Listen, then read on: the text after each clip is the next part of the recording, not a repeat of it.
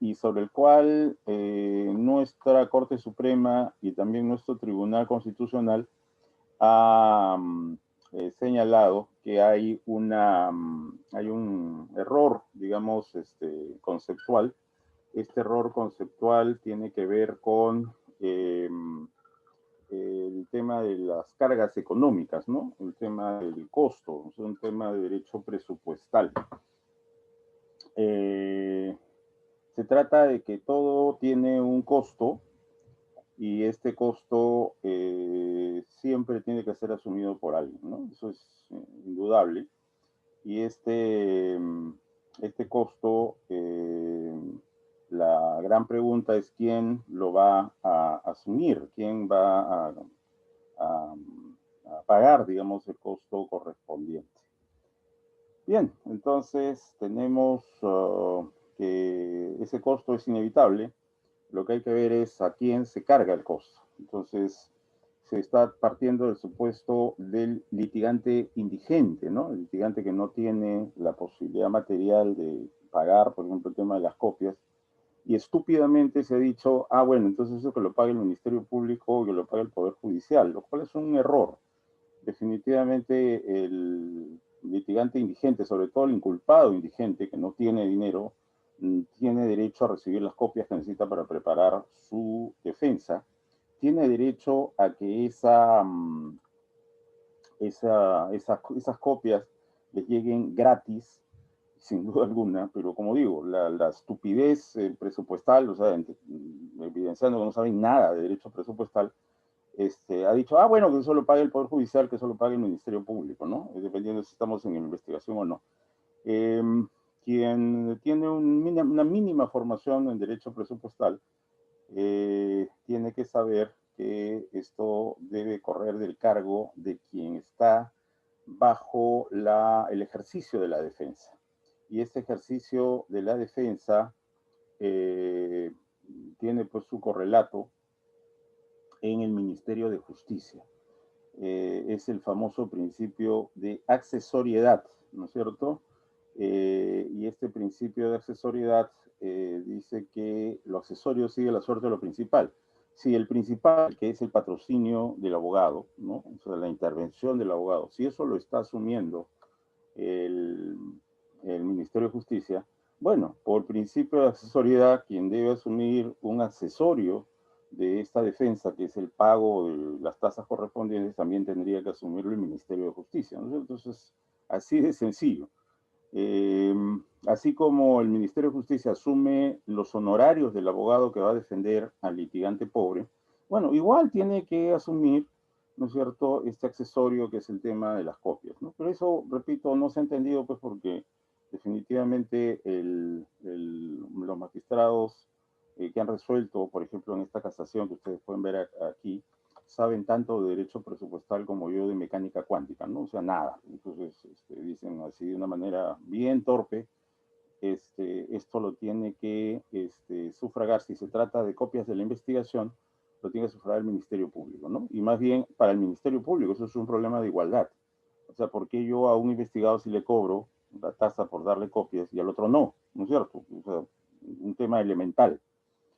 Es que uno es pobre. Uno dice, a mí qué me importa que sea pobre, ¿no es cierto? Quien tiene que asumir la pobreza del procesado no es el Ministerio Público, tampoco es el Poder Judicial, es el Ministerio de Justicia. Repito, tanto es así que quien paga el abogado, el sueldo del abogado, es el Ministerio de Justicia, pues. Entonces, lo accesorio sigue la suerte de lo principal. Si el principal lo está asumiendo el Ministerio de Justicia, entonces el accesorio también tiene que asumirlo el Ministerio de Justicia, ¿no es cierto? Entonces, es un tema absolutamente sencillo para el que tenga más de dos neuronas funcionando a la vez, ¿no? Pero bueno, no se ha sabido hacer las distinciones correspondientes.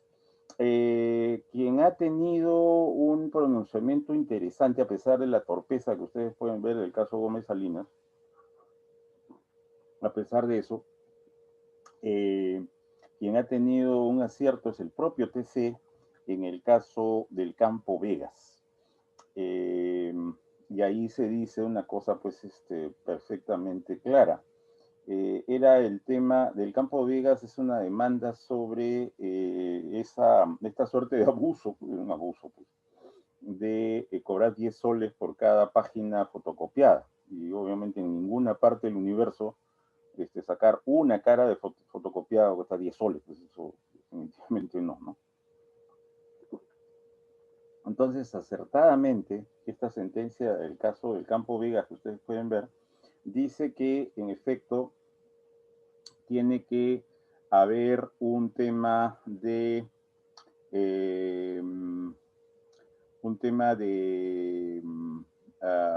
pago del costo de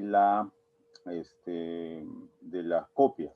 El derecho a copias supone pagar por las copias, ¿no es cierto? O sea, no quiere decir que como es mi derecho me lo tiene que dar gratis, ¿no? Entonces, del tema del precio real, ¿no? De la tasa, esto del importe, el costo real de la tasa, perdón, de la fotocopia, está subrayado por el TC. Si ustedes van a la autógrafa del texto publicado en internet, van a ver que el precio real de la fotocopia está subrayado, ¿no? No en negrita, está subrayado.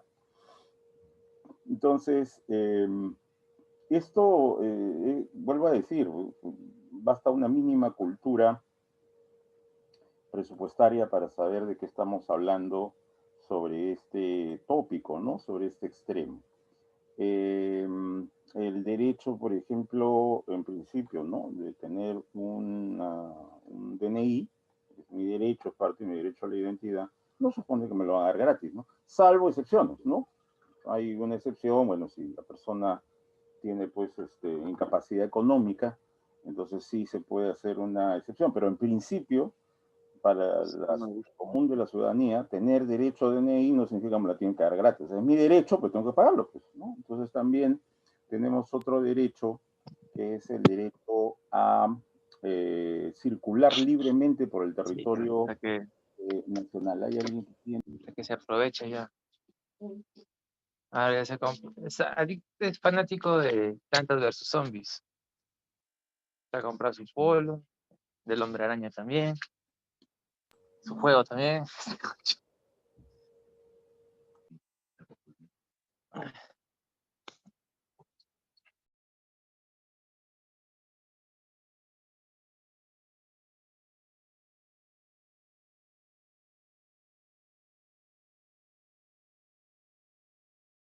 Acabo de apagar el audio de todos,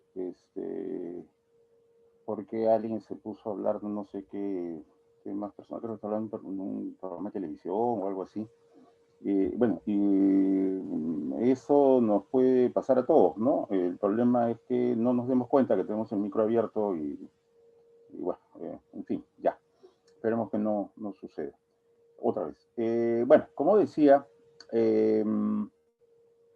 un derecho constitucional es el derecho a trasladarse por todo el territorio nacional. Uno puede salir del territorio nacional, puede regresar al territorio nacional, y eso es mi derecho, ¿no es cierto? Es un derecho inalienable. Tanto es así que dentro del derecho a la libre circulación está regresar, que se ha desterrado la pena de destierro, ¿no? Estaba previsto en el código la pena de destierro, que suponía expulsar del territorio nacional a un peruano después de que haya cumplido una pena privativa de la libertad. Esa pena ha sido suprimida porque dice que va contra un derecho convencional, ¿no? Que es el derecho a circular por todo el territorio nacional del país donde uno vive, salir de ese territorio cuando uno quiera y regresar de ese territorio otra vez a mi país cuando se me dé la gana. Muy bien. Ninguno de los dos derechos, o sea, circular dentro del país y salir y entrar del país, es financiado por el Estado. ¿No es cierto? O sea, yo no puedo decir, bueno, como es mi derecho salir del país, bueno, quiero que el Estado pues me pague mi pasaje a Panamá. ¿No es cierto? Y primera clase, por favor, porque no me gusta juntarme con la chusma, ¿no? Y exigir que el Estado, ¿no? El Estado tiene que dar mi pasaje, ¿por qué? Porque es mi derecho entrar y salir del país cuando yo quiera. Sí, es tu derecho entrar y salir del país cuando quieras, pero tienes que pagar por eso. Como tu DNI, que es tu derecho, pues también tienes que pagarlo. Entonces, igual, ¿tienes derecho a tener copias para defenderte? Sí, tienes derecho, pero tienes que pagar por ellas, pues, ¿no es cierto? Ya. Y el tema es, repito, pero ¿qué pasa si yo no tengo la capacidad económica de solventar una defensa? Entonces, en ese supuesto, lo que sucede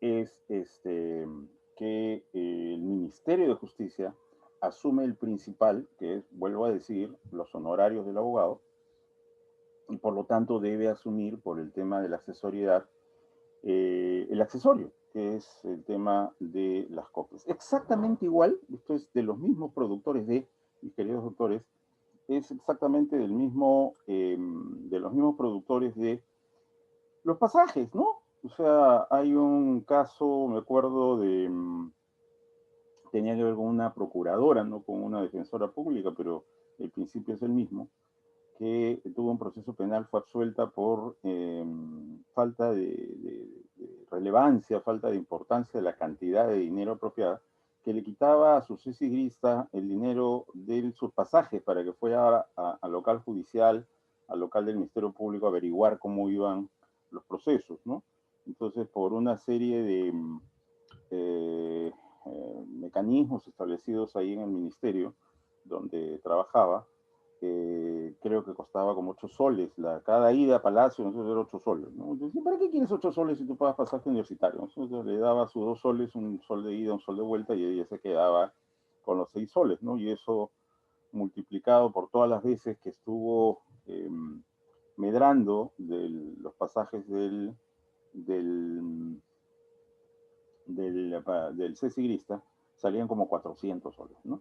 Bueno, la Corte Suprema absolvió diciendo que 400 soles es una cantidad vil, pero quiero rescatar, a pesar de que el caso fue un caso de procuradora pública y ahora estamos hablando de defensores públicos, la idea es exactamente la misma, ¿no? O sea, hay trabajadores de una procuraduría y estos trabajadores, entre otras cosas, tienen que ir a recorrer los locales judiciales y del Ministerio Público a ver cómo van los casos y todo lo demás, ¿no es cierto? De hecho, una de las asistentas que trabaja conmigo en el Ministerio Público ha sido antes trabajadora de una procuraduría y bueno, parte de su trabajo era ese, ¿no es cierto? Bueno, entonces, igual los defensores, ¿no? Los defensores tienen que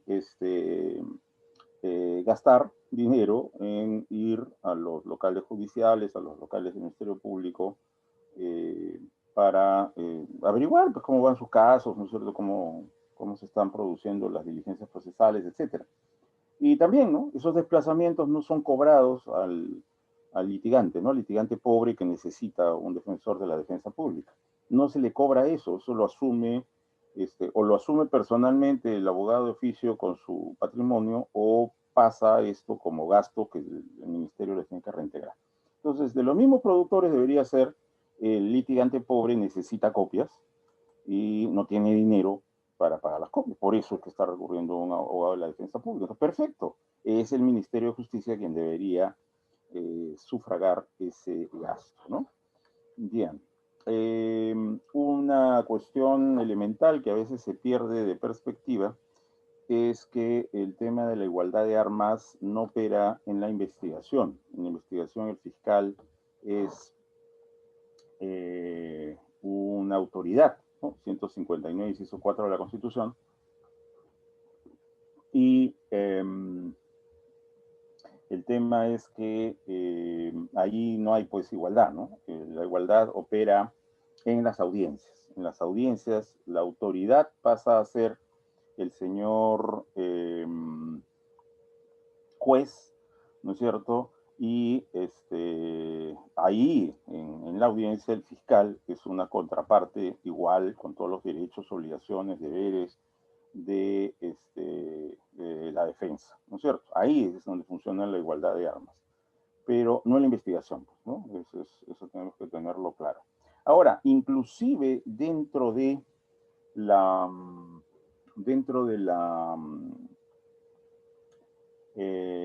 dentro de la audiencia hay una relativización de la igualdad de armas por el tema de la veritas delicti.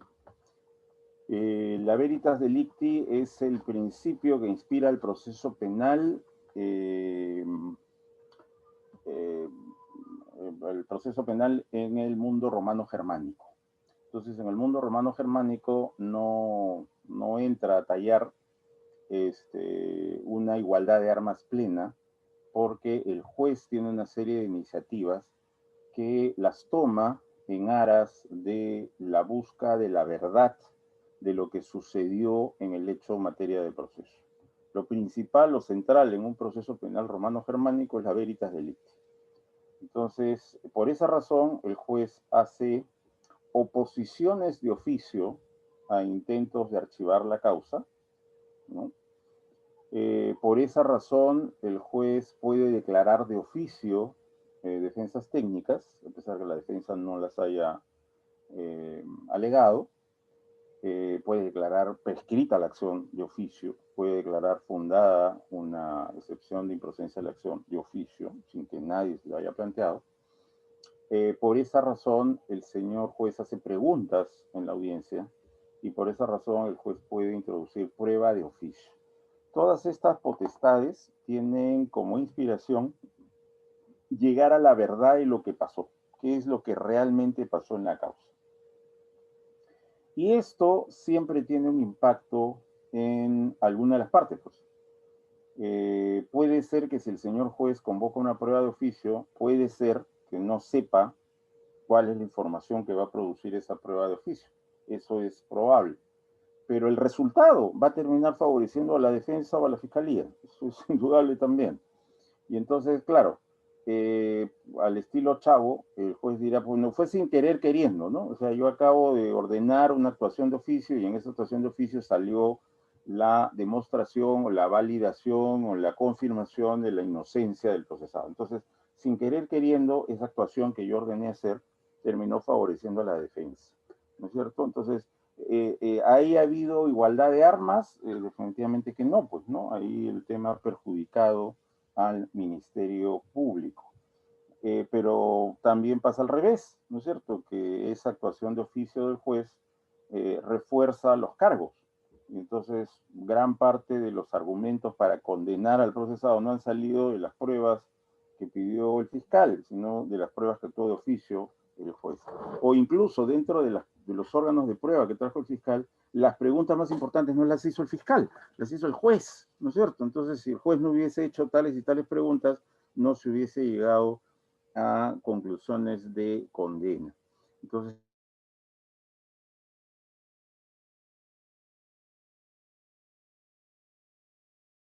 ¿ha terminado favoreciendo a la fiscalía? Sí, ha terminado favoreciendo a la fiscalía. Repito, no porque cuando ordenó hacer esta actuación o cuando hizo la pregunta el juez tuviese en mente voy a favorecer al fiscal o voy a favorecer a la defensa, no. Puede ser que el señor juez haya actuado en ese sentido con un corazón puro, sin ninguna predisposición, pero repito, el resultado, la información aportada, termina favoreciendo a una de las partes, ¿no? Y es el juez entonces el que ha terminado favoreciendo a una de las partes. Y eso también relativiza pues el principio de igualdad de armas, ¿no? El juez en este sentido no es pues un juez adversarial norteamericano que no se opone de oficio, no declara fundadas cosas de oficio, no hace preguntas y mucho menos introduce pruebas, ¿no? Es otra realidad. Entonces, no nos dejemos guiar, por favor, por las series de televisión de Netflix, porque esas series reflejan el modelo norteamericano, que no es el nuestro, ¿no? Entonces, hay algún conjunto de desadaptados que quiere litigar tal como lo ve en la serie de Netflix, pues y obviamente se va a dar de narizazo contra la realidad, ¿no? Nuestra realidad es distinta. Sobre la pluralidad de instancias, solamente quiero dejar constancia de que no es que todas las resoluciones puedan ser impugnadas, y hay pronunciamientos, sobre todo el segundo, ¿no? El habeas corpus 4235-2010, Fujimori, contra los jueces supremos que iban a ver la revisión de su sentencia condenatoria. Estos han dejado, digamos, constancia de que no es cierto que todo se pueda impugnar. Y de hecho, el código tiene resoluciones que dicen que no son impugnables.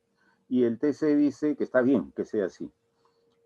Hay un núcleo duro que está en el fundamento jurídico 25 de esta sentencia, la 4235-2010, les invito a revisarla, y ahí se habla de 4 clases de resoluciones que esas sí tienen que poder ser impugnadas y que si no son impugnadas se estaría afectando el derecho a la instancia plural. Pero es, repito, una excepción, ¿no? En general es el codificador el que dice qué resoluciones se impugnan y cuáles no. Por cierto que las decisiones fiscales no son impugnables, salvo una, que es el archivo de la denuncia, ¿no es cierto? Ese se impugna ante el fiscal superior. Pero fuera de eso, los actos fiscales no se pueden apelar, ¿no es cierto? Hay idiotas por ahí que dicen, no, que quiero aplicar por analogía el derecho al planista, es un idiota. Eso sencillamente es idiota, es un razonamiento idiota. ¿Por qué? Porque el código tiene una idea mejor, mucho mejor. ¿Y cuál es esa idea mucho mejor que ha tenido el código? Hacer que las decisiones fiscales sean controlables judicialmente. ¿Por qué es mejor que las decisiones fiscales sean controlables ante el juez y no apelables? Porque si fueran apelables ante el fiscal superior, yo solo tendría derecho a patalear una vez, ¿no es cierto?, ante el fiscal superior. Y lo que decide el fiscal superior definitivamente cierra la cuestión. En cambio, el código ha tenido una idea mucho mejor, hacerla controlable ante el juez, con lo cual ya tengo dos instancias de pataleo. ¿No es cierto? Primero es el juez, ¿no es cierto? Y si el juez no me declara fundada la tutela, puedo apelar, ¿no es cierto? Entonces ya tengo dos instancias, dos entidades ante las cuales yo puedo reclamar que lo que está haciendo el fiscal no respeta mis derechos, me impide ejercer de manera libre mi defensa, no está respetando el debido proceso, etcétera, etcétera, etcétera, ¿no? Entonces es mucho mejor el plan de trabajo que tiene nuestro Código Procesal Penal. Sobre nevis in idem, todos estos puntos que estoy mencionando son a la vez derechos y principios, ¿no? O sea, informan el proceso, y por ejemplo la primera instancia se informa el proceso, pero también constituyen, desde otra perspectiva, derecho de las partes, ¿no? Entonces, para que haya un proceso justo, tiene que haber instancias plurales, o por lo menos la posibilidad de instancias plurales, y también eso significa un derecho de la parte, ¿no? La parte que sea perjudicada por una decisión puede impugnarla. Igual el nevis in idem, ¿no? También es un principio que informa, o sea, que da forma, que da límites, que da alcances al proceso, pero también es el derecho del investigado a no ser sometido a doble persecución. Muy bien, este nevis in idem ha sido virtualmente vaciado de contenido por un precedente vinculante, el recurso de nulidad 2090-2005 Lambayeque, ¿no? Le ha quitado total sentido. Y no solamente el recurso de nulidad 2090-2005 Lambayeque, sino también el actual artículo 12.4 del texto único ordenado de la ley 27.444. El 12.4 dice que, bueno, como ustedes saben, es la ley de proceso administrativo general, que se inicie un proceso disciplinario contra un funcionario, no impide que paralelamente haya un proceso judicial. Eso es lo que dice el 12.4, ¿no? Y de hecho, eso también es lo que dice el recurso de nulidad 2090-2005 Lambayeque. O sea, no existe el nevis in idem, pues. Eso, así de sencillo. No existe el nevis in idem porque no está prohibido, no es parte de la naturaleza de un proceso penal que impida que haya una sanción administrativa, y no es parte de la naturaleza de un proceso administrativo disciplinario que haya a la vez paralelamente un proceso penal por exactamente el mismo hecho. En ese sentido ya dejó de haber nevis in idem, ¿no? Podría ser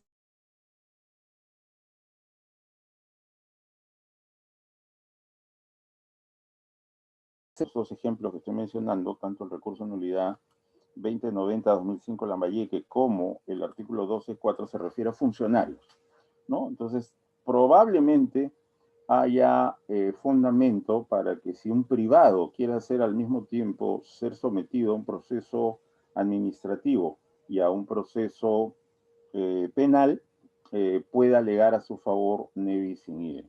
Pero con la razón, o razón entre comillas, ¿no?, que da el recurso de nulidad 2090-2005, parece que tampoco, ¿eh? Así estuviésemos hablando de sancionar a un privado, aún en ese supuesto, parece que por las razones entre comillas, porque repito, bueno, tengo por ahí un artículo en que critico esto, las razones son en mi consideración bastante absurdas, pero bueno, ahí están.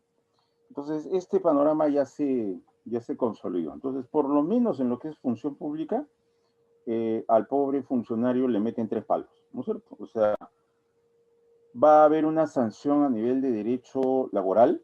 Esta sanción a nivel de derecho laboral se puede hablar de un despido, si es que es un 728 sino.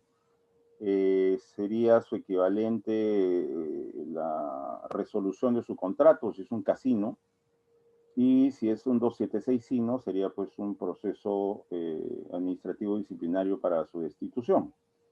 Ese sería el primer palo, ¿no? Entonces, de derecho laboral, ¿no? Público-privado. Si es 728 sino, sería un preaviso de despido, que él hace su descargo y después lo despiden. Y si es 276 sino, su proceso administrativo disciplinario para que lo destituya. Y eventualmente, como dije, se puede resolver un contrato CAS también por haber cometido alguna infracción. Segundo, pueden demandarlo. Y tercero, puede haber un proceso penal, ¿no? Hipotéticamente podría una persona que es funcionario, servidor público, recibir las 3 cosas. Los trabajadores o los funcionarios estatales que tienen que atender las recomendaciones, entre comillas, de los informes de control, tienen sin duda alguna una tarea pues un poco grata en ese sentido. No sé, no recuerdo, pero al menos en mis épocas se llamaba recomendaciones y eso era casi un chiste mal gusto porque no es una recomendación, es una orden, ¿no? Entonces, si el informe de control dice hay que iniciar proceso disciplinario, bueno, se tortura a la entidad diciendo, ya le iniciaron el proceso, ¿en qué estado está? A ver, quiero los resultados. En segundo lugar, la Contraloría o el informe de control, que puede ser hecho por el órgano de control interno, recomienda, en realidad ordena, demanden al señor por el daño causado. Bueno, ya, ¿cómo va la demanda? ¿No? Y después de que lo denuncie, ya, que la Procuraduría informe cómo está la denuncia correspondiente. Y las 3 cosas a la vez, ¿no? Entonces, el Nevis in idem, repito, en ese sentido está sumamente relativizado. Bien, quería también enfatizar un tema de la famosa conducción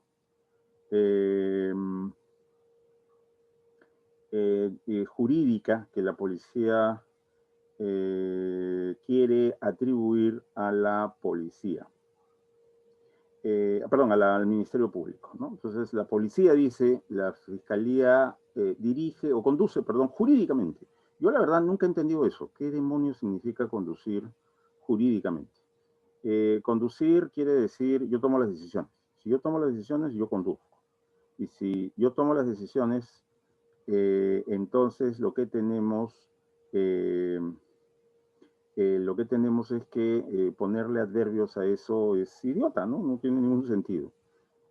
Como siempre digo yo, es tan idiota como decir que el fiscal conduce dulcemente, que conduce románticamente la investigación, que conduce devotamente la investigación, que conduce férreamente la investigación, que conduce decididamente la investigación, que conduce miedosamente la investigación. Son estupideces, eso no tiene ningún sentido. O sea, ¿toma las decisiones sí o no? O sea, sí toma las decisiones, entonces no, pues no le pongas adverbio, simplemente conduce. Y esto lo ven ustedes en el 65, incisos 3 y 4. ¿No es cierto? ¿De qué se encarga el fiscal para decir que él conduce la investigación? Bueno, el fiscal decide el objeto de la investigación, su estrategia, sus pautas, sus técnicas y sus medios. No me vengan a decir pues que una autoridad que decide sobre la investigación, objeto, estrategia, pautas, técnicas y medios, conduce jurídicamente la investigación. ¿Qué cosa de jurídico hay en objeto, estrategia, pautas, técnicas y medios? Ahí no hay nada jurídico. Ahí simplemente yo tomo las decisiones, ¿no es cierto? ¿Qué se va a hacer, qué no se va a hacer? Lo decido yo, ¿no es cierto? Entonces yo conduzco la investigación, punto. Y lo dice la Constitución, aparte. Y otra cosa es el control jurídico, que también está en los incisos 3 y 4 del artículo 65. ¿Qué es? El señor fiscal tiene que controlar las formalidades para la validez, ¿no es cierto? Entonces la policía puede hacer sugerencias, como dice el 65, inciso 4, puede hacer sugerencias al fiscal pero dentro de las decisiones del fiscal para acoger las sugerencias técnicas de la policía, está que esas cosas se hagan de la forma válida, ¿no? De la forma que va a tener eficacia dentro del proceso. Entonces, ¿qué tenemos en ese sentido de formalidades para la validez? La famosa fuente humana por acciones de inteligencia, ¿no? Entonces, el policía, probablemente por su formación policial, pueda decir, bueno, yo puedo entrar en contacto con una persona, yo puedo hacer un parte y poner en el parte que me entrevisté con una persona que dijo tener información sobre esta causa, pero que por temor a su seguridad no quiere dar su nombre. Entonces, la información que porta este informante, yo policía la pongo en un parte, ¿no? Y bueno, lo pongo pues dentro de las conclusiones o dentro de las recomendaciones que puedo hacer al Ministerio Público, pongo ese parte, ¿no? Y ahí viene pues el tema, ¿no? ¿Eso tiene validez? O sea, el señor fulano de tal actuó por interés. ¿Ya? ¿De dónde sale el interés? Bueno, el interés viene de una fuente humana que no quiso dar su identidad porque teme por su vida y que le dijo al policía, ¿no es cierto?, de manera confidencial que tal cosa pasó por tal razón. Claro, si el policía fuese permitido de hacer eso, estaría generando pues un documento inútil. Eso no va a servir en el proceso, ¿no? El código es expreso, hay un artículo y un inciso que dice expresamente que esta información de los informantes, etcétera, de los soplones, de los arrepentidos, no pueden ser usadas como tal, ¿no? O sea, como alguien que quiso cubrir su identidad dijo que, no, no, no. Eso se tiene que traducir en o un testigo protegido o en un colaborador, ¿no? Y entonces, claro, la declaración de esa, lo que la policía llama fuente humana, ya tiene que tener esa forma para que eso sea válido, ¿no? Para que se pueda usar dentro del proceso. Eso es control jurídico. Eso sí es control y jurídico. Y luego está el tema de la protección de los derechos del imputado, sobre todo el derecho a su defensa. Entonces hay que tener bien claro eso de que el Ministerio Público conduce, no conduce jurídicamente, no conduce nada más, y controla jurídicamente la investigación. Hay dos indubios, quería que eso quedase claro. Hay un indubio sobre los hechos y hay un indubio sobre el derecho. El indubio sobre el derecho es que la norma jurídica no sea clara. Ese indubio de que la norma jurídica no es clara, no se sabe qué quiere decir la norma, eso es lo único que está en la Constitución. La Constitución no contiene el otro indubio, el indubio sobre los hechos, que los hechos son dudosos, ¿no es cierto? En un ejemplo clásico que siempre pongo yo, bueno, clásico para los que han sido mis alumnos, ¿no es cierto? Es el tema de un feminicidio, ¿no? Un ex que mata a su ex mujer porque esa ex bueno, decidió iniciar otra relación de pareja con otra persona, ¿no? Entonces, claro, el perro habría dicho, si no vas a ser mía, no serás de nadie. Y bueno, la elimina, pues. Entonces, ¿qué tenemos? Tenemos que hay una testigo presencial que pone al feminicida en el lugar de los hechos, al momento de los hechos. Entonces, si le creemos a esta testigo, frito pescadito, pues, ¿no es cierto? El procesado ya se ganó sus vacaciones forzosas en Canadá con todos los gastos pagados. Pero el señor procesado presenta una coartada. Y esta coartada es que él tomó los servicios profesionales de una masajista venezolana para que le haga uno de esos masajes relajantes que, como dicen los que conocen, saca conejo, ¿no? La masajista le iba a sacar conejo con el masaje tántrico que le iba a dar. Así que han estado Jesucristo 8 horas más o menos reunidos entre el masaje propiamente dicho y el estado de relajación que lo hizo caer en un sueño profundo antes de repetir el masaje una vez más. Entonces estuvieron en un establecimiento, en un hotel, desde Jesucristo 4 horas antes de que falleciera la muerta y estuvieron hasta 2 horas después de la hora del fallecimiento de la víctima. Entonces no es imposible, pues si estaba a 14 kilómetros del lugar en un hotel con la masajista, ¿no es cierto?, recibiendo masajes tántricos y sacándome conejo, no pude haber estado, ¿no es cierto?, en el lugar donde la muerta se murió. Muy bien, entonces en principio las reglas del 158 dicen que el juez tiene que analizar los dos testimonios, el de la testigo de cargo que dice, yo lo vi, ¿no es cierto? Yo lo vi en el momento y en el lugar de los hechos, ahí estaba este desgraciado. Y por otro lado, la señorita venezolana, que hace masajes tántricos sacando conejo, en que esta señorita dice, no, él estuvo conmigo desde tal hora hasta tal hora y no salimos ni para los temblores. Muy bien, según el análisis del 158, con eso yo dilucido quién miente y quién dice la verdad. Pero, ¿qué pasa si es que a pesar de que yo hago el análisis del 158 con estos dos testimonios, no logro salir de la duda? No me queda claro cuál de estas dos damas miente y cuál dice la verdad. Si eso sucediera, ahí pasa el indubio, ¿no es cierto? Entonces no hay que confundir indubio con insuficiencia probatoria. Si es que las pruebas son insuficientes, eso no es indubio, eso es otra cosa, prueba insuficiente, ¿no es cierto?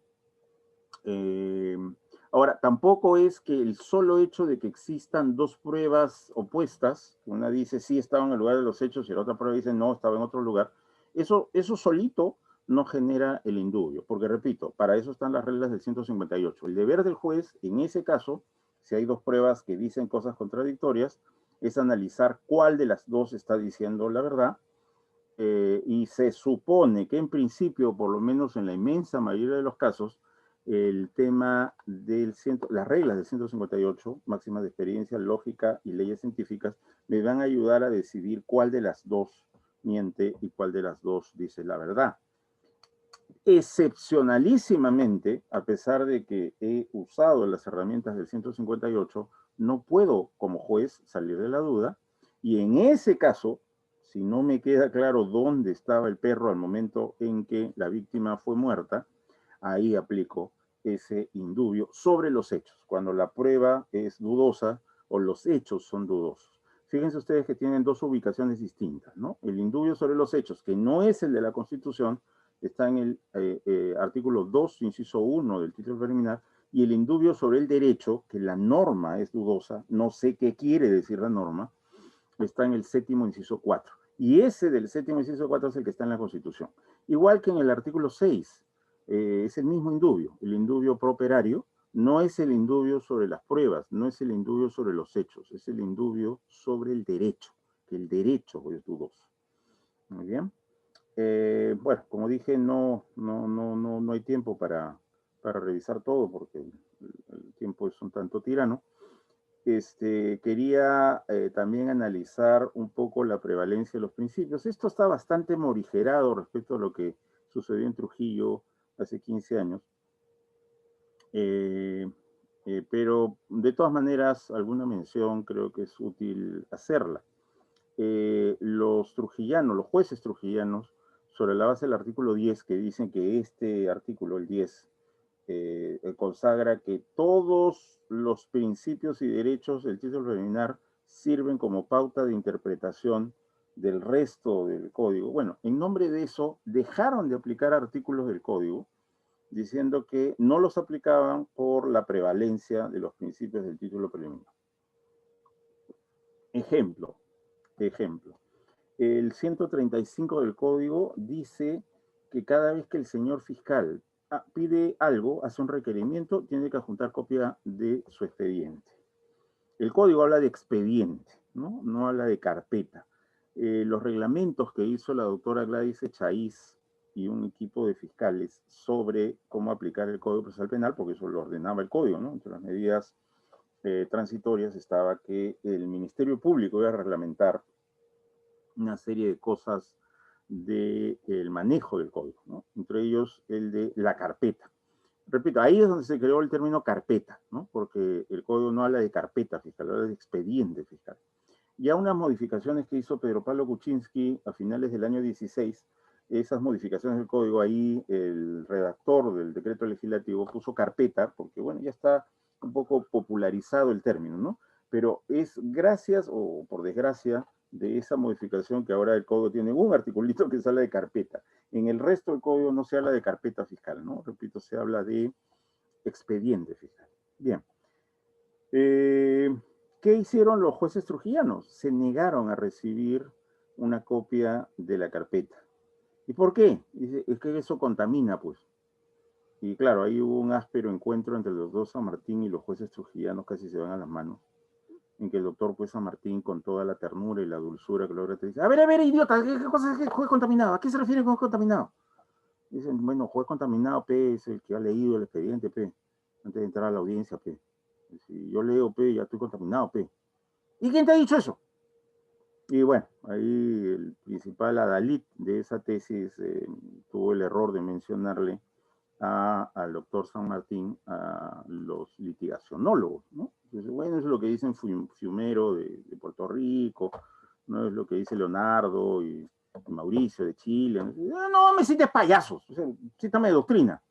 O sea, claro, para el doctor San Martín, pues lo que escriben Andrés Eitelman, Mauricio Duce, Leonardo Moreno, el profesor Fiumero de Puerto Rico, tiene el mismo valor que el Pato Donald o Condorito, o sea, cero.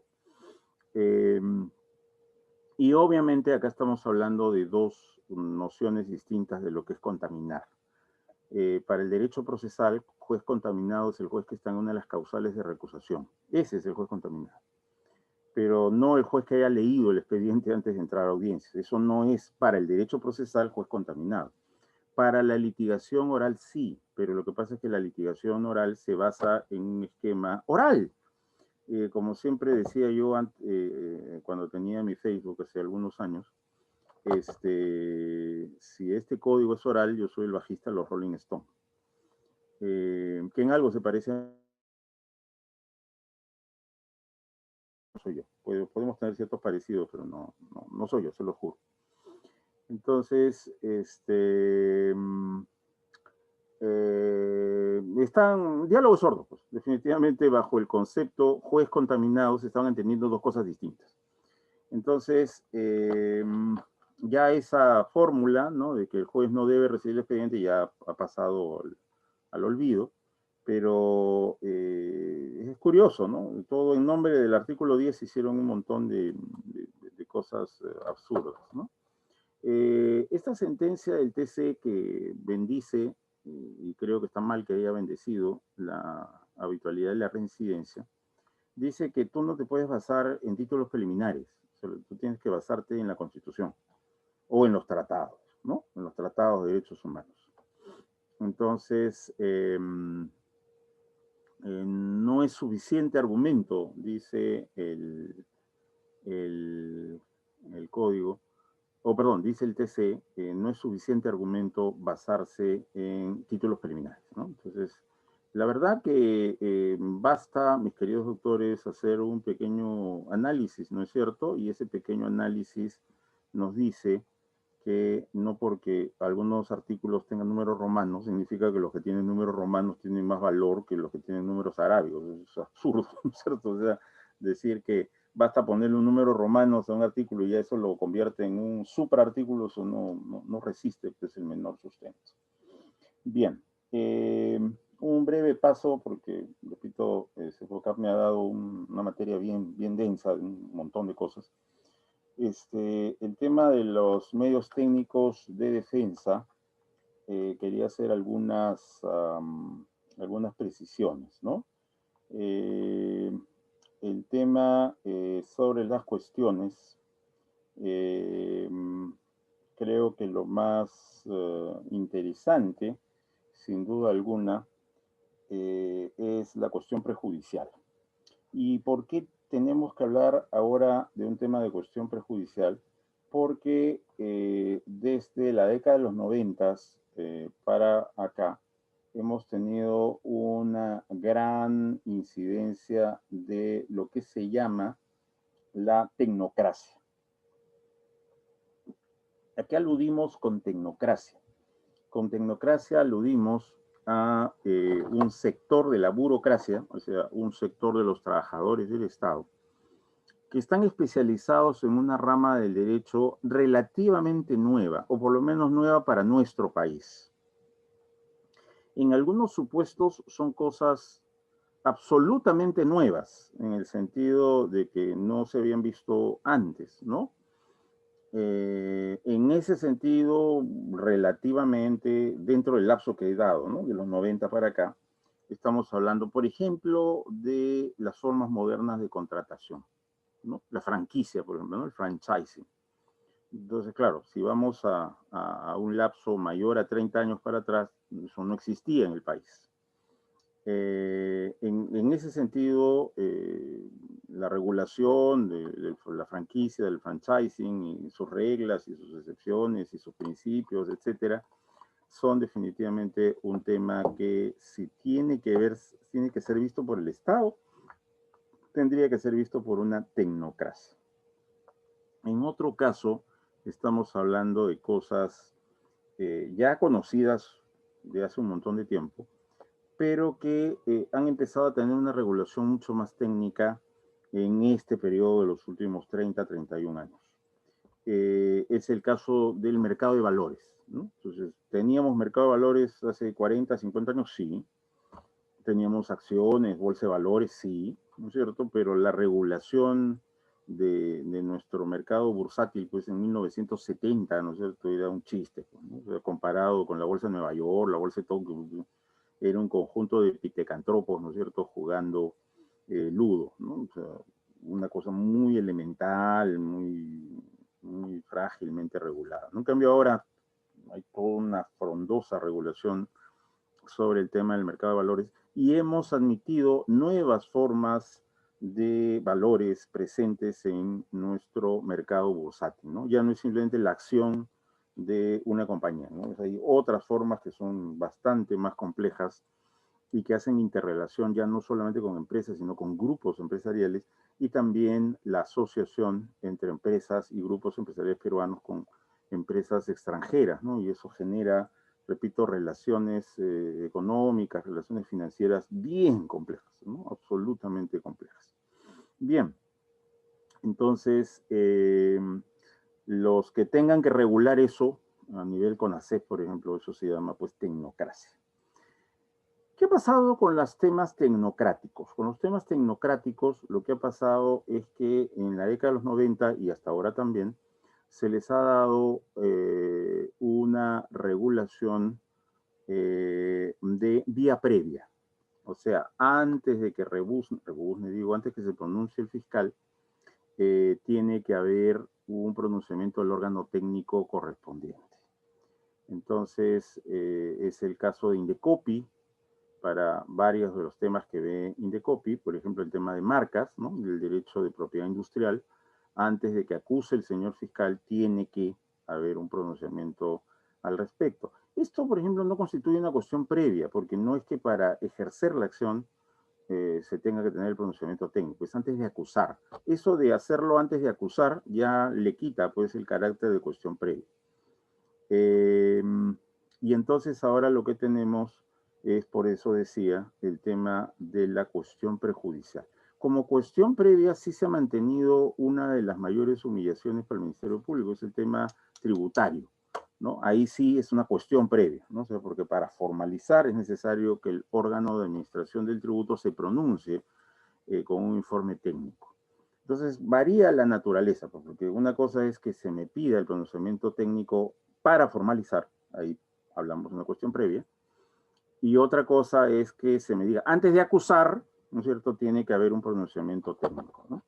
Pero más allá de que la norma exija que exista un pronunciamiento para formalizar, lo cual generaría una cuestión previa, o para acusar, lo cual haría una cuestión prejudicial, viene la duda, ¿no? Ya la sola duda de si basta la denuncia y si no deberíamos recurrir a este órgano técnico para que este órgano técnico se pronuncie al respecto. Solo dejo planteado el tema por la enorme limitación de la hora que tenemos, del tiempo que tenemos, pero definitivamente esto va a dar mucho que hablar y ya está dando mucho que hablar en el sistema de justicia. Hay una mala fama, ¿para qué les digo que no? Sí, sí, que se da sobre todos los que trabajan en el sistema de justicia desde el punto de vista estatal, o sea, fiscales y jueces, ¿no? Y trabajadores del Ministerio Público, trabajadores del Poder Judicial. Y esto, como ustedes comprenderán, yo lo digo con lágrimas en los ojos, ¿no? Porque yo soy arberja, estoy metido en esa vaina, ¿no? No hablo como extraño, o sea, soy parte de... y la fama es que allí, al Poder Judicial, al Ministerio Público, van los más brutos del derecho, ¿no? O sea, aquel que no le alcanzaron las neuronas para buscar otro campo del derecho donde trabaja, bueno, ese se va a la Fiscalía o se va al Poder Judicial. Y dentro de ellos, ¿no es cierto?, el detritus del detritus, ¿ya? Los más brutos, ¿no es cierto?, a penal. ¿No? Ya el que ya no tiene sinapsis entre dos neuronas o más, ya ese pobrecito penal, ¿no? Porque no, el cerebro no le da para más.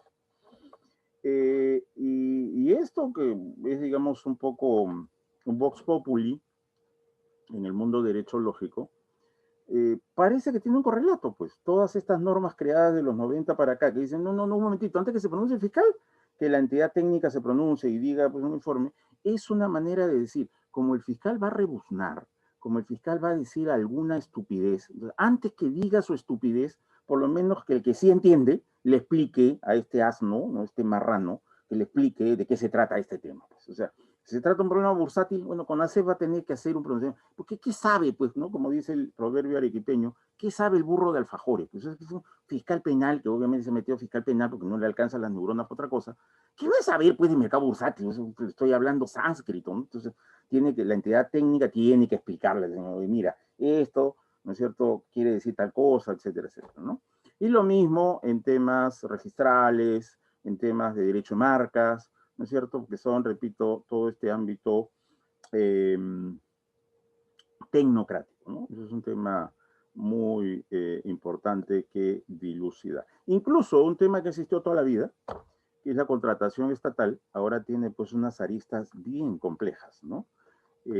A través de los diversos mecanismos de financiamiento de proyectos contratados por el Estado, es una cosa mucho más compleja que la compra de unas computadoras a través de una licitación pública, ¿no? Es un tema, el financiamiento, ¿no? La repartición de las cargas económicas entre el Estado y el contratista, el tema de los adelantos, el tema de la valoración de las unidades que se van a vender o que se van va a haber la prestación de servicio, es un tema súper complejo, ¿no? No es tan sencillo como hacer unas bases y de ahí sacar, ¿no es cierto?, con una tablita Excel cuánto va a costar, y no, es una cosa mucho más compleja que eso. Y de hecho, por ejemplo, los problemas que está habiendo a propósito del frustrado proyecto del aeropuerto de Chincheros es una muestra de eso, ¿no? De lo complejo que puede ser simplemente que el Estado salga a convocar a nivel mundial, a nivel del extranjero, empresas que vengan a construir ese aeropuerto, ¿no? Es una cosa súper compleja. Bueno, quería solamente señalar esto, repito, por el tema de la severa limitación de tiempo. Ya les había anunciado cuando comencé que de este cuadro de actos de investigación y de prueba solo iba a ver las primeras filas. Esto se consume casi la mitad de todas las diapositivas, pero no hay tiempo pues para exponerlas todas. Pero justo en las primeras filas, en las primeras celdas, tenemos, por supuesto que este material subversivo ya ha sido alcanzado vía evento de agenda a CEFOCAP. CEFOCAP ya tiene, no en el correo, sino en la agenda, ya tiene este documento, así que CEFOCAP, no me cabe duda, se lo va a compartir a todos ustedes. Bien, de ahí sí pueden analizar ustedes con calma toda la tabla, que repito, varias páginas. Quería marcar, digamos, una diferencia. La más importante, sin duda alguna, es la primera fila, ¿no? Las finalidades del acto de investigación, del acto de prueba, son radicalmente distintas, pero nuestro código no tiene clara la distinción, ¿no? Nuestro código no sabe la diferencia entre una cosa y otra, y los confunde ambos temas. Lo hermoso sería que esta confusión sea, digamos, coherente, ¿no? ¿En qué sentido coherente? En el sentido de que esto se mantenga en todo el articulado.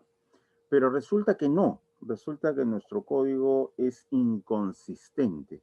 O sea, en algunas cosas mezcla acto de investigación y acto de prueba y en otras las separa. Entonces, como dice pues el proverbio jurídico, ni chicha ni limonada, ¿no? Lo cual, por cierto, es una frase que solo se entiende en el Perú, porque ya nosotros sabemos que en el fondo, la chicha de beber, la chicha morada, es una limonada teñida de morado, ¿no es cierto? Entonces la base de la chicha morada es una limonada, ¿no? Que tiene el tinte, digamos, que ha manado de maíz morado, ¿no? De maíz morado hervido. Entonces, claro, una limonada que no está totalmente opaca, o sea, que ya no permite ver a través del vaso, de la jarra donde esté servido, sería pues eso que genera, pues esto no es ni chicha ni limonada, ¿no? O sea, es demasiado oscuro para hacer limonada y demasiado claro para hacer chicha, o sea, no es ni chicha ni limonada.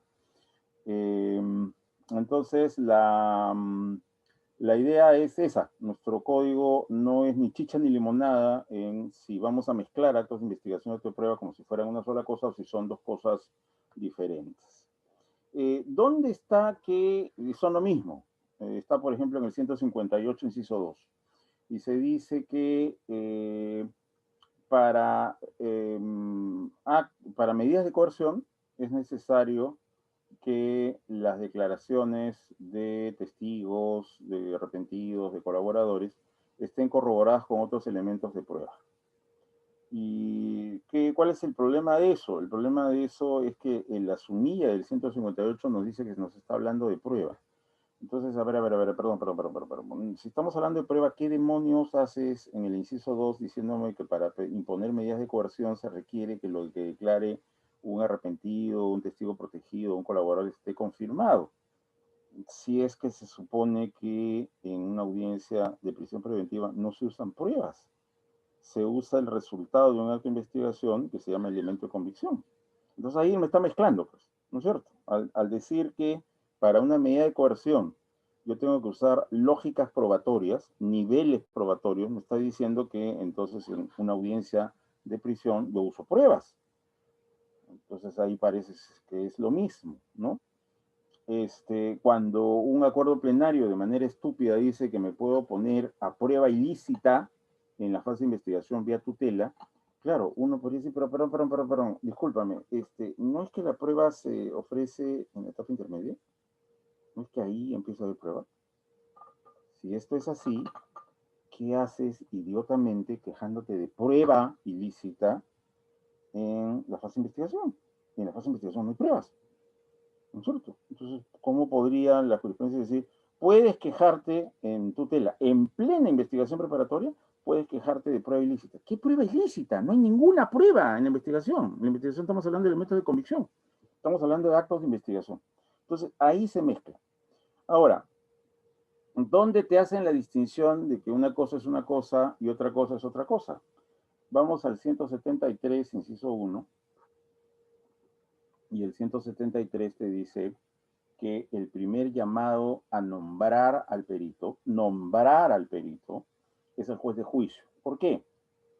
Porque el 173 te habla de tres personajes que pueden nombrar al perito. El juez competente, el fiscal durante la investigación preparatoria y el juez de la investigación preparatoria en prueba anticipada. Si solamente hay dos clases de jueces, juez de la investigación preparatoria y juez penal o juez de juicio, si ya está mencionado el juez de la investigación preparatoria, cuando dice el código 173, inciso 1, el juez competente, está queriendo decir que el primer llamado a nombrar al perito es el juez de juicio, no el juez de investigación preparatoria, no el fiscal. El primer llamado a nombrar perito es el juez de juicio. ¿Sí? Ya. Si esto fuese así, yo podría hacer una acusación por colusión agravada.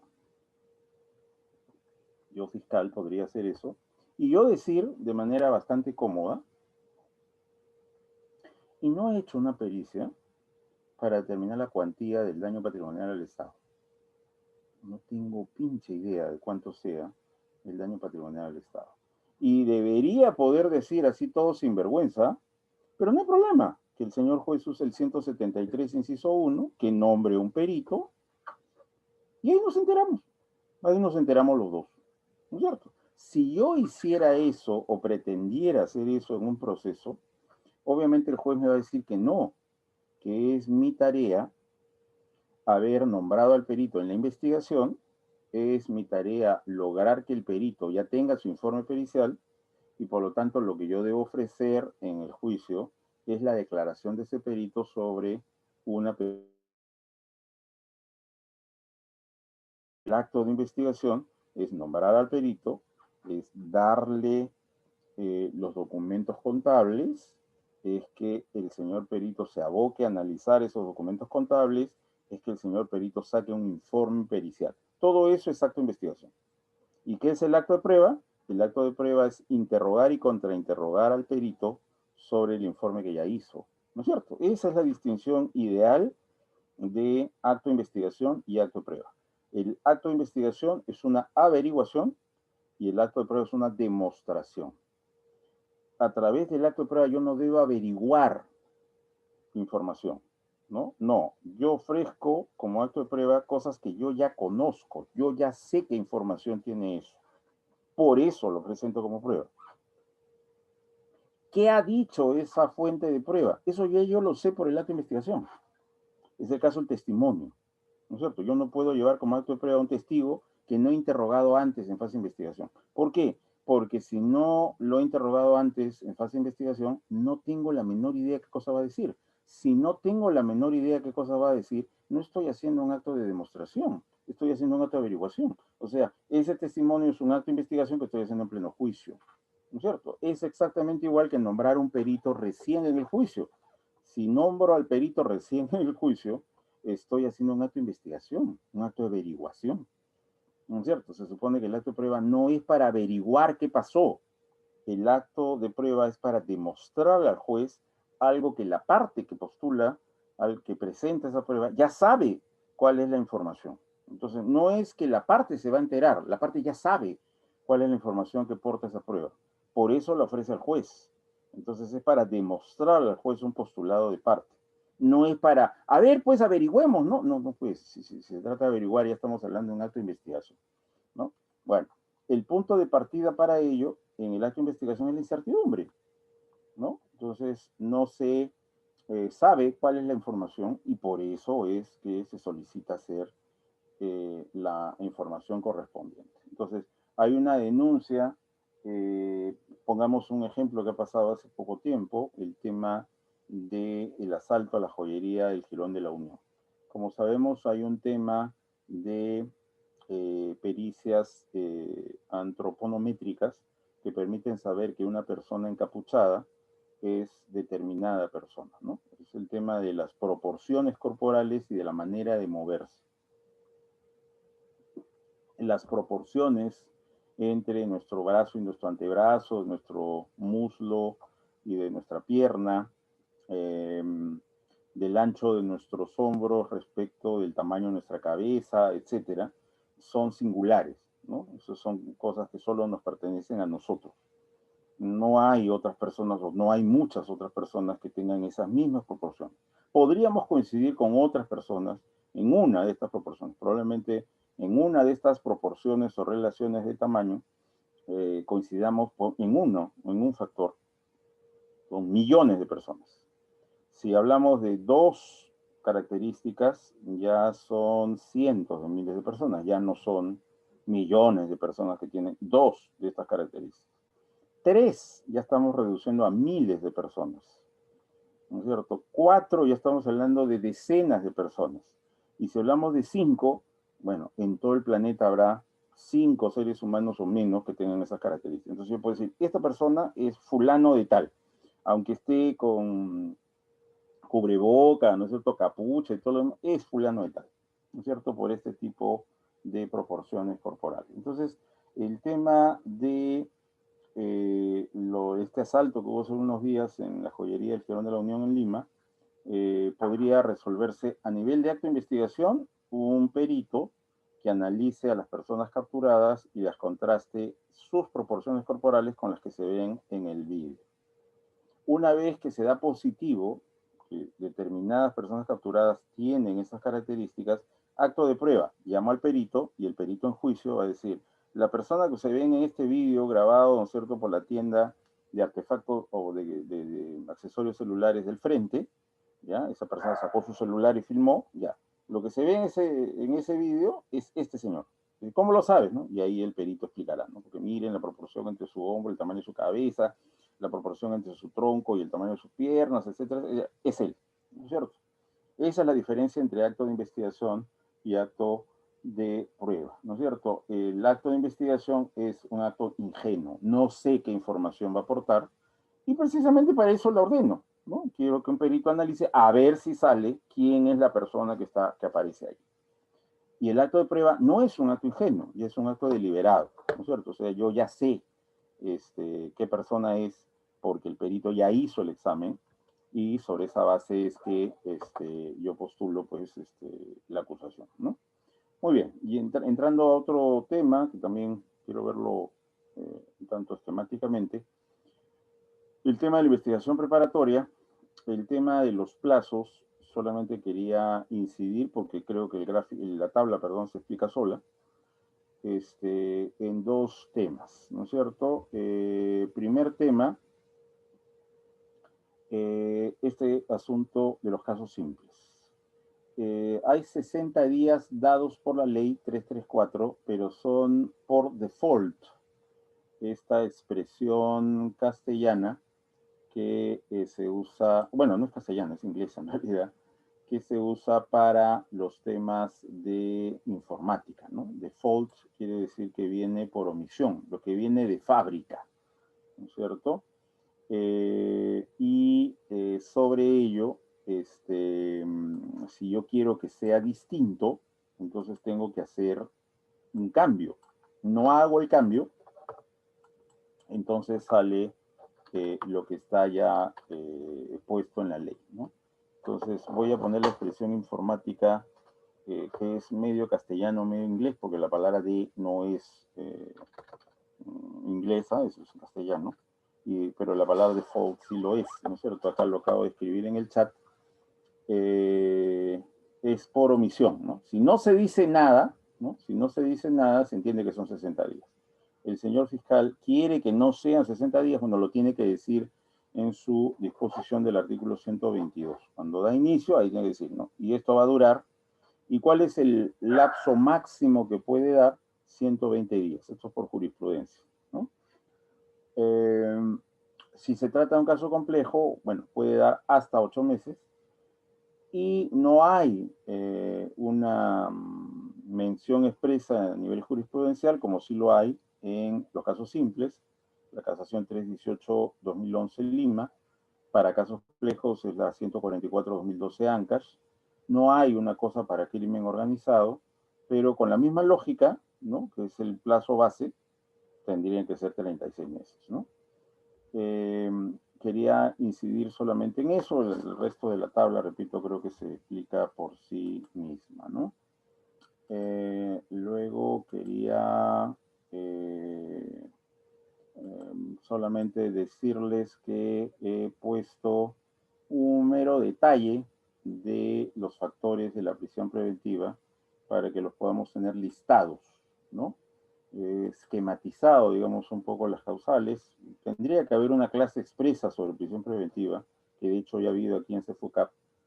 Y claro, solo la prisión preventiva merecería más de una clase de 4 horas, pero lo único que puedo hacerles es decir que he hecho una esquematización de los presupuestos para la prisión y obviamente porque la prisión acá es una parte de varios temas, no puedo, digamos, profundizar más al respecto.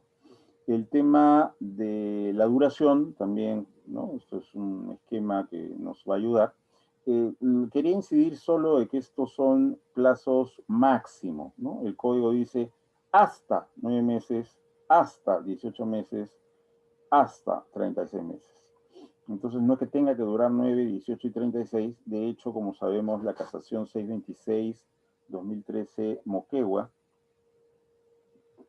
Fundamento Jurídico 24.5, ha dicho que uno de los temas que hay que discutir es la duración.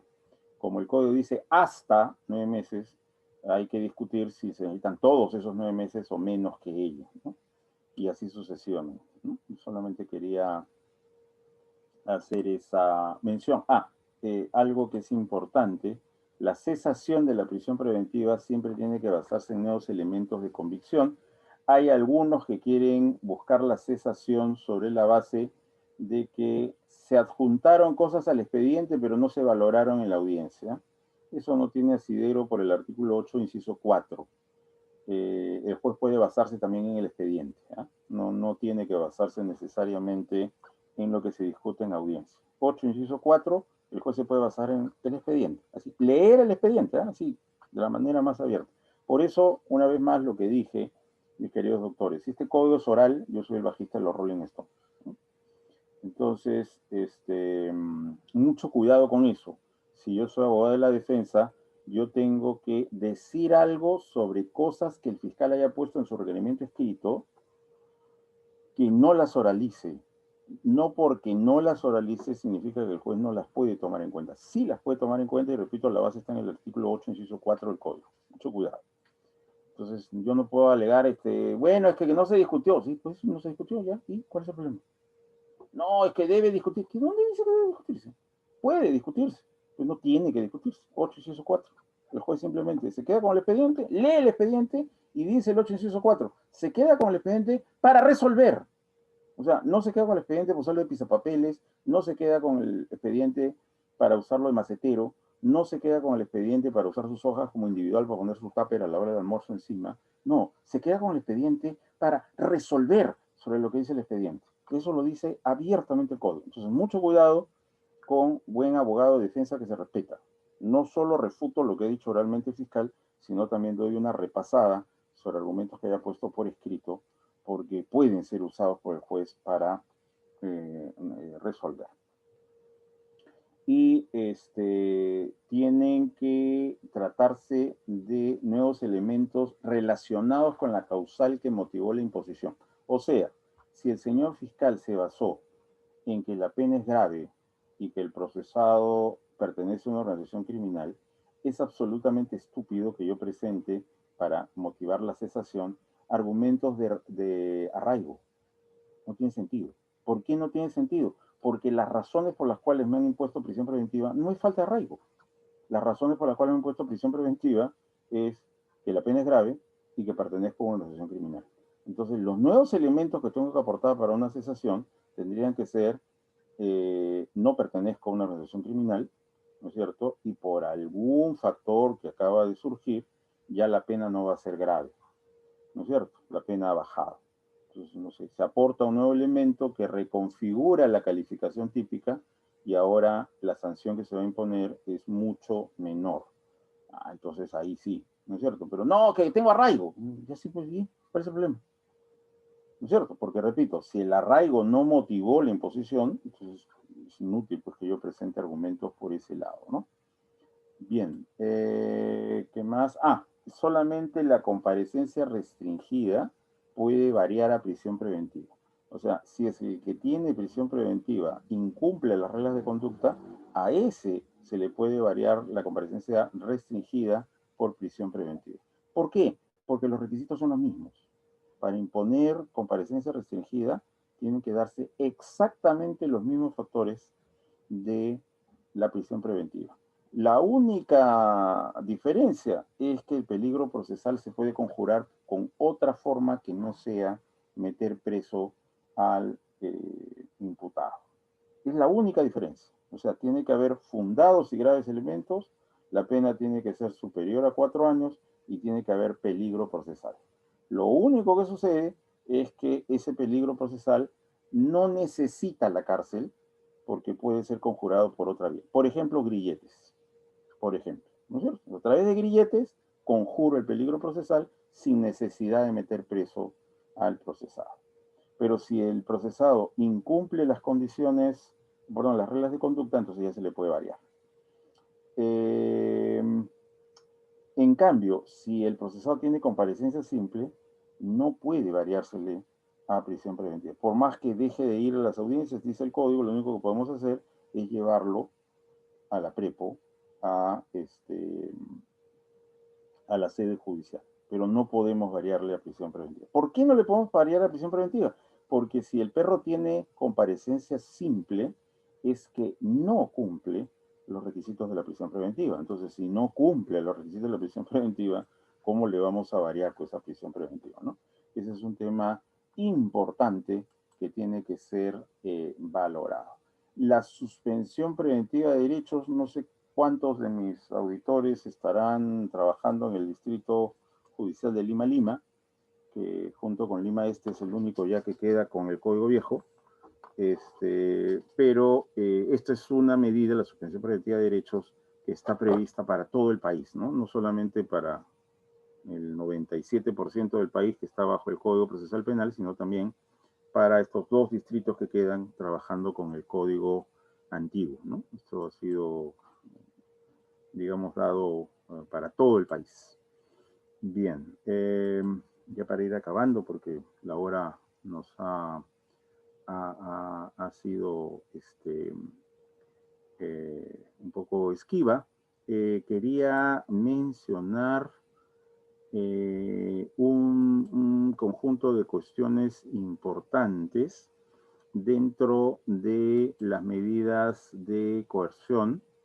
Quisiera mencionar la prohibición de aproximarse al ofendido o a su familia y la obligación de abandonar el hogar que comparte con la víctima si se trata de violencia familiar. Esto creo que es muy interesante, ¿no? Esta prohibición de aproximarse es una medida de coerción que puede dar real protección a la víctima. Y esto incluso también se puede controlar con grilletes, ¿no es cierto? Puede, por lo menos si se trata del domicilio de la víctima o del centro de labor de la víctima, ¿no?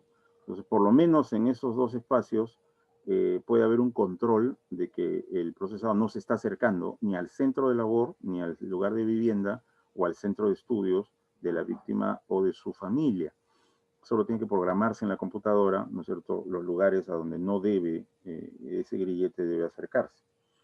Pero es, repito, una medida muy importante porque tiene efectividad de protección, ¿no? Hay un cajón desastre en el 312, ¿no es cierto? Así, fíjense, medidas anticipadas destinadas a evitar la permanencia del delito o la prolongación de sus efectos lesivos, así como evitar la ejecución anticipada y provisional de las consecuencias pecuniarias del delito. Esto de evitar la permanencia del delito o la prolongación de sus efectos lesivos es un cajón desastre. O sea, en nombre de esto se puede decidir cualquier cosa, ¿no? Virtualmente cualquier cosa. Ya es un tema de la creatividad del señor juez, respetando principios y derechos, por supuesto, pero se supone que hay un montón de medidas de protección efectivas, concretas, que puede dar un juez si es que el juez quiere hacer las cosas bien, ¿no? Este cajón desastre es algo que creo que no se está aprovechando de manera adecuada para proteger a las víctimas. Quería terminar esta parte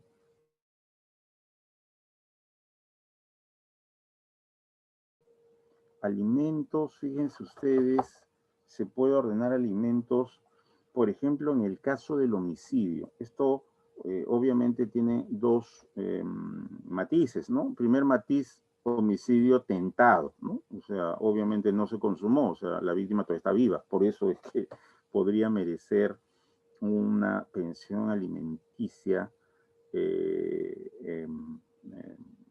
como medida de coerción. Y el otro es que el homicidio haya sido consumado, o sea, el muerto ya está muerto, y en ese caso serían los herederos, ¿no es cierto?, los que podrían recibir una pensión alimenticia. Y también está en el tema de las lesiones graves, la omisión de asistencia familiar, que obviamente tiene un tema alimenticio, por definición, y la libertad sexual, ¿Por qué me sorprende esto? Me sorprende esto porque así se declarara fundada la denuncia fiscal y por lo tanto hubiese una condena contra el procesado, no habría allí deberes alimenticios, ¿no es cierto? No se conocen como forma de indemnizar una pensión alimenticia. O sea, se puede ordenar que pague una determinada cantidad de dinero, pero no está estipulado que dentro de la reparación civil se halle el pagar una pensión alimenticia. Entonces ahí habría una suerte de bache, ¿no? O sea, si en la medida de fondo no puedo decidir una pensión de alimentos, ¿cómo es que como medida cautelar sí puedo ordenar alimentos, ¿no? A la persona violada, ¿no? O sea, ha quedado esta persona, por ejemplo, puede quedar con un shock postraumático que le da tanto pavor salir a la calle, que esta persona ya no puede, ser bloqueado psicológicamente y se tiene que quedar en su casa porque está absolutamente en shock por la desagradable experiencia de la violación. Y obviamente, pues, ¿quién va a mantener a una persona que no sale de su hogar, ¿no es cierto? Y no trabaja. Pues, entonces, el agresor le subvenciona su alimentación, su subsistencia, ¿no? También, ¿no? Lo atropelló, ¿no? Y lo dejó pues incapacitado para el trabajo, entonces también, ¿no? Habría que ver a la luz de esta medida de coerción si es que lo que corresponde sería formas más creativas de reparación civil, porque repito, si se puede como medida cautelar, tendría que poderse hacer en vía definitiva, en vía de sentencia, vía reparación civil. Entonces la reparación civil que no sea, fíjense qué interesante, págale, no sé, 800.000 soles, sino pásale al mes una cantidad de, no sé, 1.500 soles, por decir algo, ¿no? Puede ser más, puede ser menos, para sus alimentos, ¿no? Un tema interesante. Bien, y la última mención sobre que tenemos dos incautaciones en nuestro código, ¿no? Entre el 316 a 320, que es lo que nos corresponde, se refiere a efectos del delito, instrumentos del delito y algunos casos de objeto del delito. No en todos los casos se hace esta incautación. En otros simplemente se destruyen los bienes, ¿no? Los bienes del objeto del delito. Y en otros casos se devuelve directamente a la víctima. Pero además de incautar efectos del delito, instrumentos del delito y a veces objeto del delito, puede ser necesario incautar elementos de prueba. O sea, cosas, objetos donde yo tenga que tomar ADN, donde tenga que tomar huellas digitales, etcétera. Y eso no está previsto aquí, en esta sección de medidas de coerción, sino que está previsto en las medidas limitativas de derechos. En principio, esta incautación, cualquiera de las dos, la incautación del 218, que es para elementos de prueba, y esta incautación del 316, que es para objetos, instrumentos, herramientas del delito, ambas en primera instancia hay que pedir permiso judicial. Y si hay peligro en la demora o hay flagrancia, se puede incautar sin orden judicial, pero el juez tiene que solicitar, perdón, el fiscal tiene que solicitar la confirmación. Esta casación, la 231-2011, esta es Madre de Dios, me olvidé de poner el distrito, dice que se ha interpretado, porque no, el código no dice en cuánto, el código dice que inmediatamente tiene que pedir el fiscal la confirmación. Algunos han interpretado que es 2 días. ¿Por qué han interpretado algunos 2 días? Bueno, porque el juez, una vez que reciba el pedido de confirmación judicial de la incautación, tiene 2 días para resolver. Entonces se dice, ¿no? Por una suerte de equidad, si el juez tiene 2 días, bueno, que el fiscal también tenga 2 días. Dice esta casación, debe ser en realidad el mismo día, salvo que haya algún impedimento, pues, ¿no? Que no permita que ese mismo día se esté pidiendo la confirmación. Pero si no se hiciera de inmediato, no corresponde anular la incautación. Esta casación de Madre de Dios, una decisión bastante tremebunda y absurda de parte de la sala, devuélvanle las cosas, ¿no? Serán máquinas para hacer minería ilegal, ¿no? Que devuélvanle. ¿Por qué devuélvanle? Porque la bestia del fiscal no pidió la confirmación. Bueno, eso no corresponde. No hay que devolver los objetos del delito. Los objetos del delito se tienen, los instrumentos, perdón, en este caso los instrumentos se tienen que decomisar. Y eso es de orden público, ¿no es cierto? Eso no depende de que el fiscal cumpla o no cumpla con pedir la confirmación. La naturaleza de esos bienes exige que estos sean decomisados, entonces no se pueden devolver. Pues. Por lo tanto, si es que el fiscal no pidiese la confirmación judicial de la incautación, lo que corresponde es pedir la sanción disciplinaria al fiscal por no hacerlo de inmediato y no permitir que el señor fiscal use los resultados de la incautación para ningún efecto hasta que no lo confirme judicialmente, ¿no? Esa sería su sanción, pero no anular y mucho menos devolver. Eso es tremebundo, monstruoso. Y esta otra casación, la 136-2013 Tacna, confirma esa línea interpretativa, ¿no? Bueno, con esto hemos revisado lo más brevemente que se ha podido todo este material tan frondoso que siempre Cefocap me da. Espero que haya sido claro en mi exposición y que esta información, que repito, toda la información documental está ya en la agenda de correo de Cefocap y de ahí obviamente Cefocap lo tomará para repartírselo a todos ustedes. Le cedo el micro a Cefocap para el cierre correspondiente.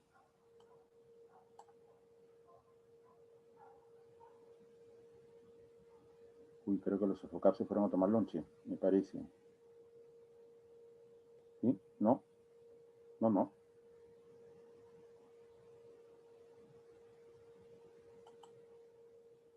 Bueno, no sé, creo que... Sí, creo que los Cefocap se han ido a tomar lonche. Así que, bueno, de mi parte me despido de todos ustedes. Les agradezco la atención y espero que haya una próxima oportunidad en que podamos compartir nuevamente. Muchas gracias por su atención.